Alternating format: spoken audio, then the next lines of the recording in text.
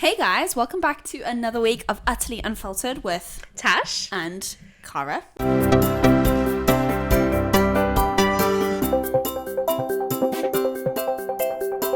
Ooh, this one's a fun one, isn't it? This one we're going to get into. We're coming up to the holiday season where, it's a couple of weeks till Christmas, isn't it? So we thought we'd do a little why putting yourself first makes you a better friend, family member and partner. Yeah. Just a little light-hearted little topic for a Monday. Too crazy, Nothing too intense. But yeah, I'm excited for this one. But I think we should do a little bit of talking. I need to get an update from you, basically, about how fun employment has been going for the last 6 weeks. Like, what are the highlights? What are the lowlights? What are your... How long have I been fun employed for now? Let me have a count. Ooh. Wait, was it the whole... Did I quit? Yeah, I did. It was whole of August, whole of September, October, November, and now it's... So 5 months. 5 months. Yeah, almost 5 months. Yeah, mid-November. Almost 5 months of fun employment. Wow, that's gone really quickly. So ridiculous. Fast, honestly. Okay, so how's it gone? You know what? I'm loving it. Good. You're putting yourself first, right? I'm loving it. Probably for the first time in a long time. My original plan was for it to last a month, and then it was for it to last 3 months. Nice. And now it's obviously been 5 months, and I have no intention of changing that anytime soon. Excellent. So yeah, so far so good, honestly. I have goals. Good. And they currently don't involve full-time employment. Excellent. So we're just going to throw our all into that. Be a little delulu. So Lulu? Delulu is Salulu, as we love to say over here. Yes, we do. That should be our little caption. Honestly, our we say Insta it bio. all the time. And I'm happily traipsing down that road, honestly. Dad's so funny. He asked me yesterday. He goes, so how's money holding up? Okay, as they love to. Yeah, I love how formal they sound when they have to ask us money questions. I know. And I was like, I sold £100 worth of vintage clothes this week so I could afford to get my hair done this weekend. Nice. But I was like, but this is all by my own choosing. Yes. And therefore absolutely fine. Are you reminding yourself of this? And I know it's true. It's by my own choosing, right? That's how good. I feel. That's good. I mean, I can't exactly be here and be like, oh, I'm so broke, boo-hoo. Literally go out and get a frickin' job then, Tash. Like, Jesus. Okay, so you're doing the opposite and you're embracing it. I know. And that was so funny because then he goes, all right, well, you took the words straight out my mouth. So and then he just left. I was like, perfect. Managed to avoid that conversation. That's great. Fantastic. Don't you love that we're at the age now where parents are like, even if they don't agree with your decisions, or they may, I'm not putting that, but for me, it's like... No, they definitely don't agree. Even if they don't agree, it's like you're old enough that they just kind of have to respect it and go along with it and just hope for the best. I think it depends how you look at it, isn't it? It's like, yeah, if I was like whinging about money and like, then you'd get a and purpose, and if I was sat on my ass every day, then yeah, it would be a bit like, what are you doing? But I have goals, and I'm in my 20s still. I don't have any dependents. I don't have any real. I mean, I want to go traveling next year, so I can't use all my money. Sure. But like, we're good, So I'm very lucky, and I'm enjoying every second of it. Yeah, exactly. Good. So can you just out of, if you don't want to go there, don't go there. But highlights and lowlights, like give me one of each, because it's not. I feel like for me, my fun employed experience was not all sunshine. Like there were moments, and I feel like it's good to just acknowledge that they exist and that you can get through them, and that's a normal part of the process. Highlights are being able to slow down. Yeah. I feel like I was constantly on 2 times speed. Yeah. Okay. When I was working, even though I was working from home, everything was just rush all the time. That was a massive highlight. And also, because I really do know what my tangible goals are, I don't feel lost. That's good. If that makes sense. You have direction. I have complete direction. Yeah. And every month that goes by, that direction gets clearer and clearer. And, when I first quit, I had ideas. A month in, I had a few more ideas. A month into that, I had a little bit less ideas. And, and now I have such a clear direction that I really am chilling when it comes to, there's no panic going on. Good. The lowlights is, I think, I guess the biggest lowlight is because we're obviously about to go into 2025. And that means, you know, I don't know what it's about at the end of a year, but it just allows you to have like a hard marker of time, you know? Yes, so even when I quit in July, I kind of knew even if I didn't end up working again before December, it'd be fine. Now I don't want to start a corporate job again in January. There's no real time. I mean, there is a time limit, as in August is when we're going traveling, so we've got 8 months, but that's still quite a huge period of time. Sure. Where I have a lot I want to achieve. Sure. And I think there's that tiny bit of fear of, obviously, what if it doesn't happen, you know? Natural fear. Natural fear. And apprehension, yeah. Exactly. And obviously, not that right now I'm like panicking about money, because it is my own choice. Like I said, I sold £100 worth of clothes so I could afford to get my hair done, and I'm just going to continue to do things like that. Sure. Christmas is coming up. I need to buy presents and stuff. I'm going to sell my standing desk and something else in my house. I can't remember what it was now, but there's something else I need to sell as well. That'll be about £150-200 in total. Perfect. That'll pay for a handful of Christmas gifts or whatever. You know, I'm basically doing the maths that way. That's definitely a low light, I think, in that, you know, when you have a job with a disposable income, you can just kind of spend money freely without having to think twice about it. Also, you don't have to justify that being an anxiety and saying, oh, I chose this. Like I felt like I could never rant about not having money to go and do social things when I chose to take work off, but it still is an issue and it still sucks. I'm acknowledging that's an issue, but I'm also acknowledging that it's like one of the I'm willing to accept it as an issue, and I'm willing to deal with that because I want something greater for other reasons. But financial anxiety is real, and also not having money to do things that you want to do is also real. Yeah. Like it is. I felt honestly a lot broker when I was working than I do now. You said that before because you would spend more money, right? I would be miserable, and so I'd spend money. Yeah, like, retail therapy. I was a huge sucker for retail therapy, and so it took one bad day for me to spend 50 quid on Look Fantastic, you know, like it was just my life. Whereas now I literally don't do that. You're fulfilled in other ways that you don't have to go and buy £25 and I'm very lucky that I have everything I need to do this. Like I don't have to buy a camera or any, because I have it all. I've had it all for years. So as long as my laptop doesn't break, then we're all good. We've got a pretty good setup, right? I think we have a great mic setup. looks way more sophisticated than mine. Think about podcasting. I've had this for like 2 years and never used it. So. This was for recording, but I don't know how to record things with it. So we vibe. Now it's a podcasting. Now it's repurposed. It's been repurposed. Yeah. But that's very cool. What about you? How's full-time work going? God. Oh. Can we not? Okay, so highlights and lowlights.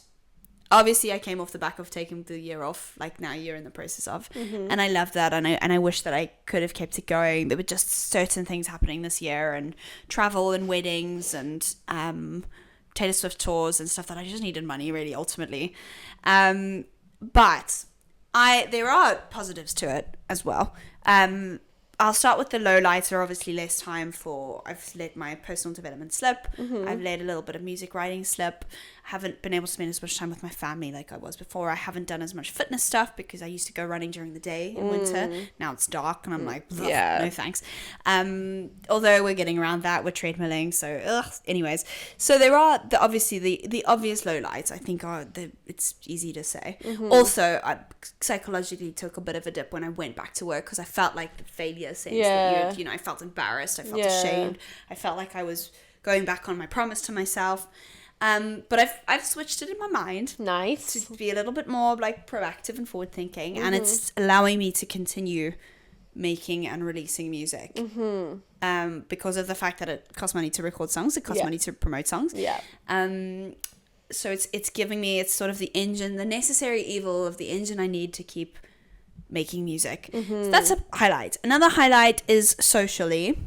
I think I did become a bit lonely. I had my family that I spent a lot of time with, which was great, but I was very understimulated from a social perspective, and I am naturally, I would say, an extrovert, and I need it. Like I do need it. So it's actually quite nice to be around people and to feel like you're part of something. Even if you've had a shit day, you've all had a shit day. So you rally together and you have a sense of camaraderie with that.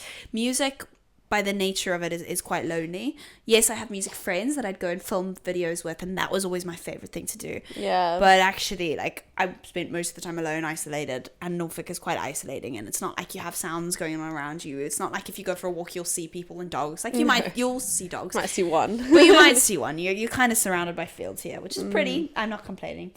So it's nice to have a bit of that camaraderie. And then also, I do sometimes, well, for me certainly, it's almost like the less time that I have, the more I do with it. Yeah. So whereas before when I could do music for 24/7, you know, like 7 days a week, great. I really didn't do much. Yeah. Now, like, I'm writing songs because I've got inspiration again. Yeah. Not much to be inspired by when you're kind of sitting in the four walls that you're existing within. Now I'm going and meeting people. I'm going and, you know, doing different experiences, and it's giving me a little bit more. Love that. I mean, look, I'm not gonna lie. It's not my. I still would like to. I would love to be a full-time musician, writer, author, whatever, and make money from it, and then just like socialize more on the side.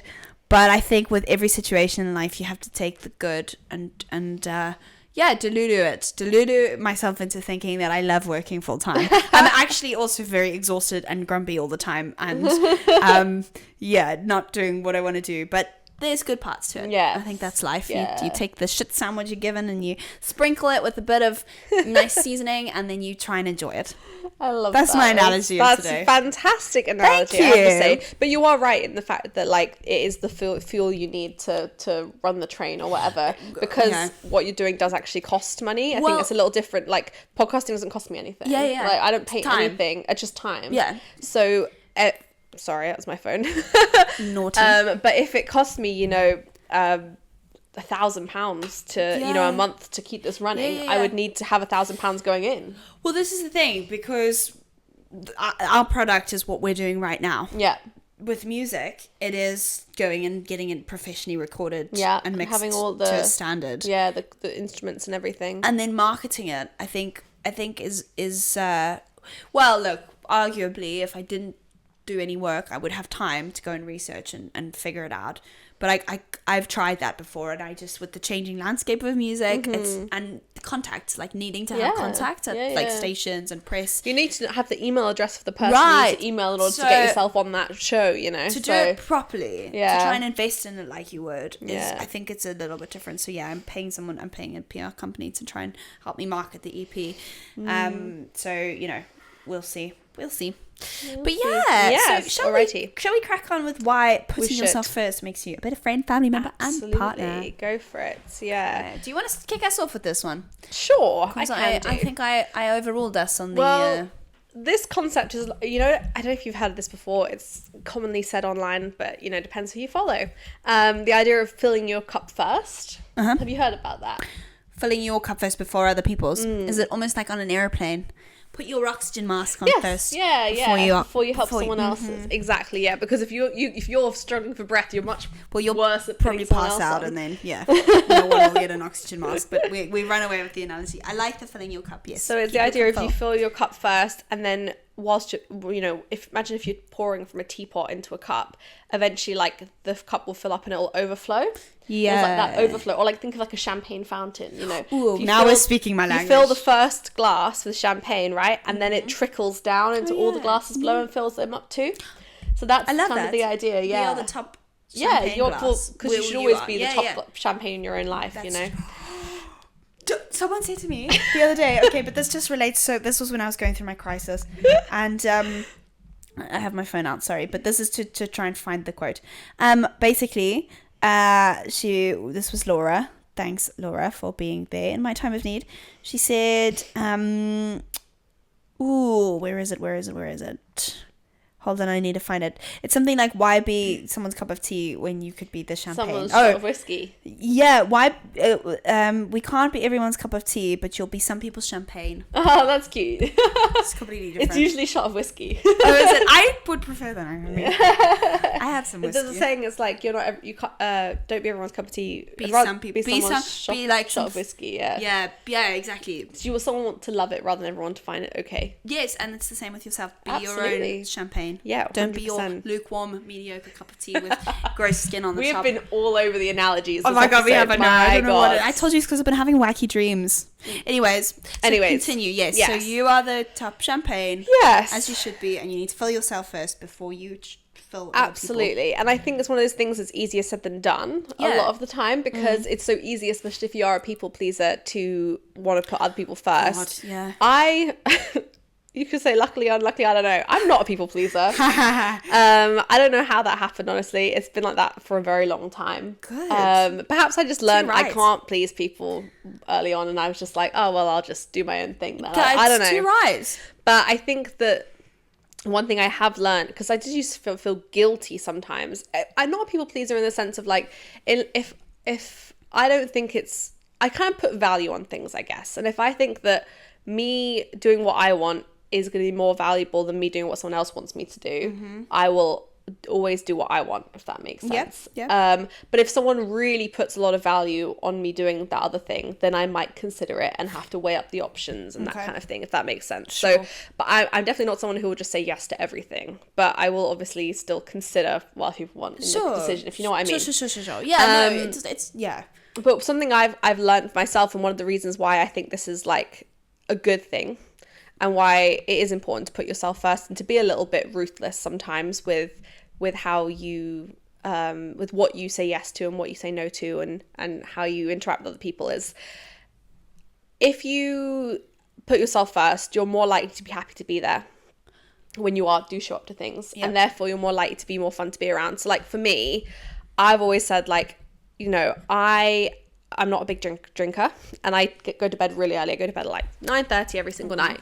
So any plans that involve those things tend to be not my favorite thing to do, and it's always been the case. If they're like heavy late night drinking sessions, even at uni, like I've just was not really someone who wanted to go out that often, and just didn't really appeal to me. Honestly, I'd rather go for brunch than go on a night out, you know. But sometimes people have a birthday party or whatever, and you know, I love my friends and I want to celebrate them and I want them to have a good time. And if they're someone who loves to go out and drink or whatever, I'm not going to ruin their time. No, sure. By not wanting to do those things. So obviously, like, you'll compromise. I'll compromise. Sure, which everyone should in life. Rather than just being like, okay, right, well, you want to do this, so therefore I'm going to do it too. Like, I'll get drunk because you want to get drunk. I'll go to bed late because you want to go to bed late.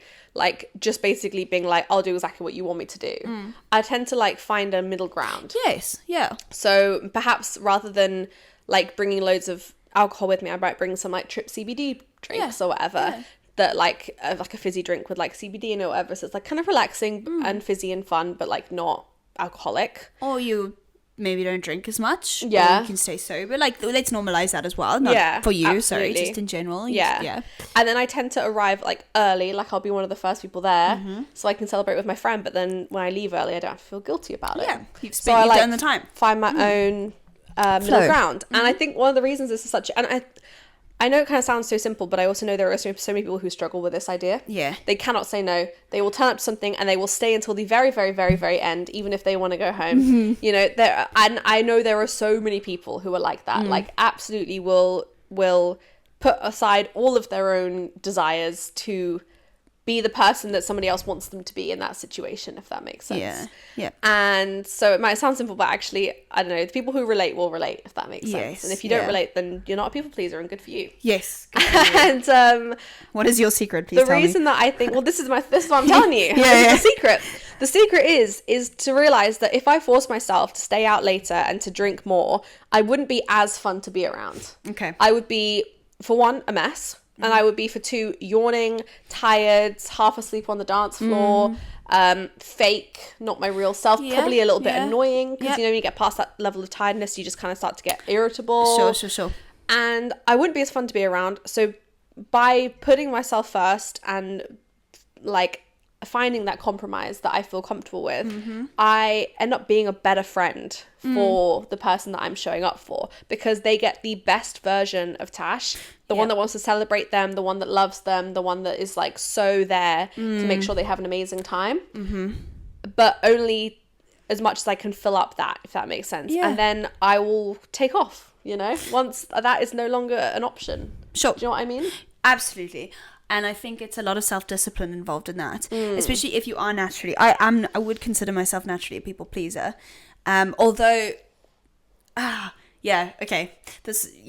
but I think, firstly, I think it's a lot of like, maybe it's your upbringing, maybe it's what you've admired in other people, people that are presented as selfless and compassionate have always been people that I've associated as with positive things. Yeah.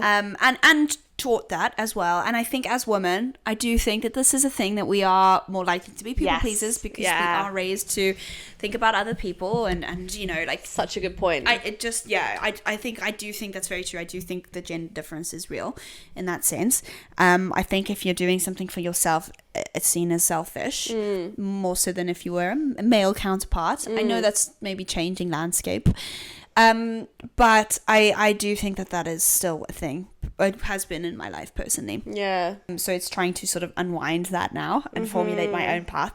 And I think I said this in a previous, well, I've said this before about how I feel like now what's changed in me this year is I'm making decisions more based on how I feel about myself and what makes me feel confident, and it has appeared to other people, and it has caused some controversies amongst like close relationships and family members about what I'm posting online now. I don't consider it to be particularly sultry, but for me, I suppose from what they're used to, it is like I'm actually showing no more skin than I would in a bikini. Actually way less, like literally you could probably see my arms more and my legs. I'm wearing short skirts and maybe I've got like a little midriff out. Yeah, exactly.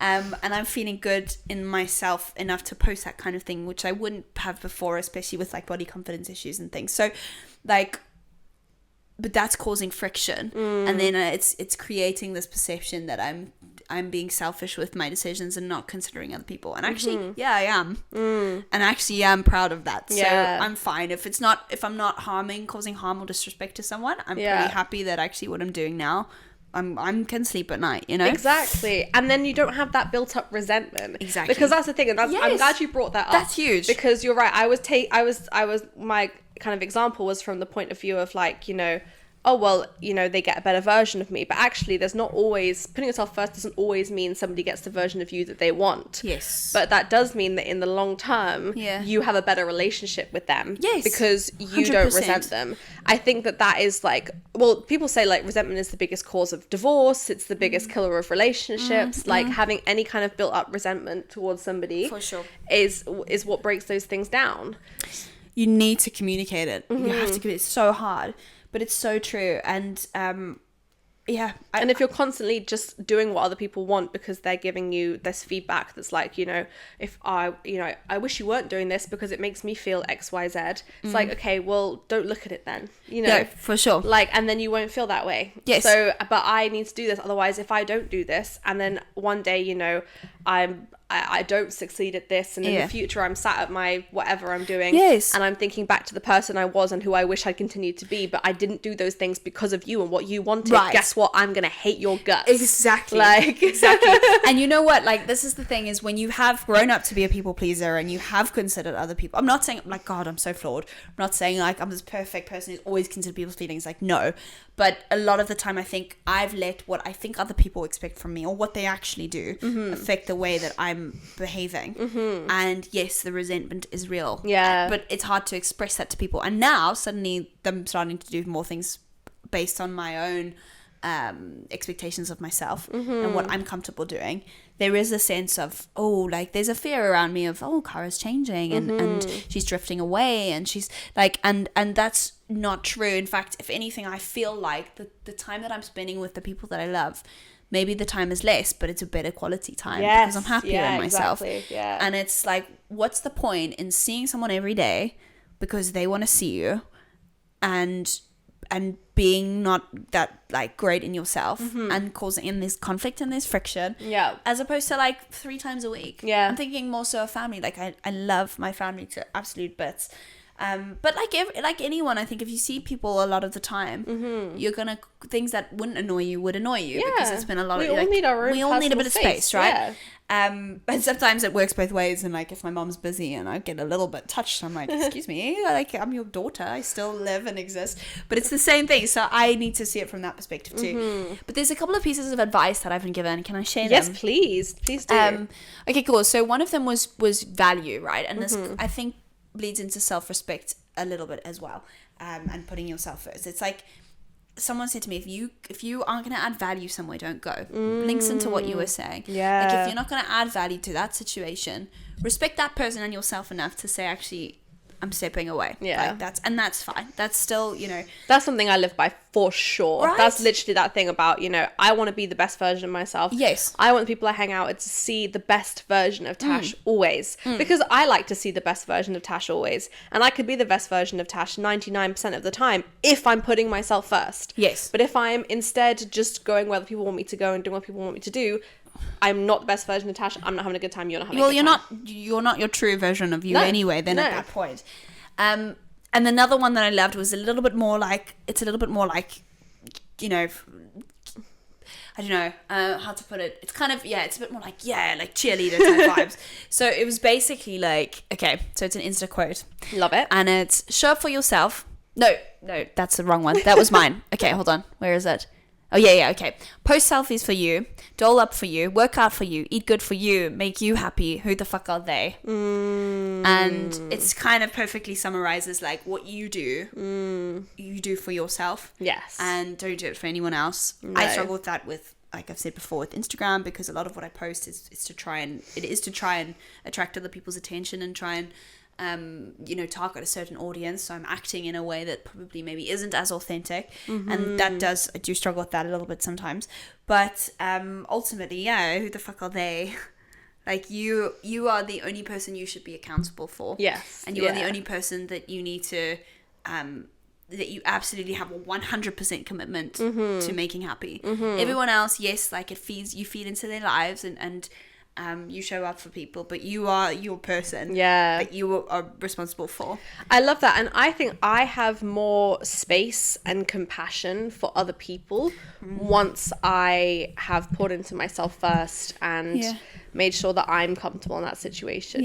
Like I'm much happier to be the therapist ear, or to help somebody with something that they're struggling with, or to forgive somebody for behaving a little oddly or a little out of themselves, if I have already kind of poured into myself first. If I've made sure that I've got my sleep and I've done this and I'm comfortable in what I'm wearing and like all those kinds of things, it allows me to be more calm and more settled in my own mind, for sure, so I can be a better part of the conversation or community.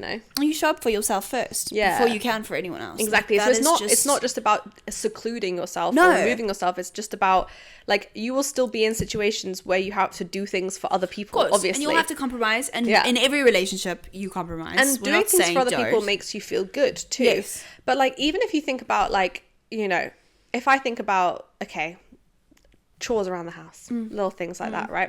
You might think, oh, well, you're saying, like, basically don't do any things that I don't want to do and never pick up my partner's socks or whatever it is. It's like, well, no, that's not what it is. But it's, if you have made sure you've gone to bed early the night before because that's what you need to do, if you have taken time to read your book or to journal, and you've made sure you've had a couple of productive hours with your headphones on, working hard or whatever, and doing that rather than saying yes to going to the gym with them when they wanted to go, or whatever it is, then when you're doing things like picking up their socks or whatever, you won't even think twice about it. It's true. You don't care. You literally will not care. And that's 100% my experience. Those little tiny things that irritate me only irritate me when I'm not paying attention to myself. It's true. And I'm putting my all into somebody else. If I'm just focusing on me, then I will end up doing actually more for other people without even thinking about it.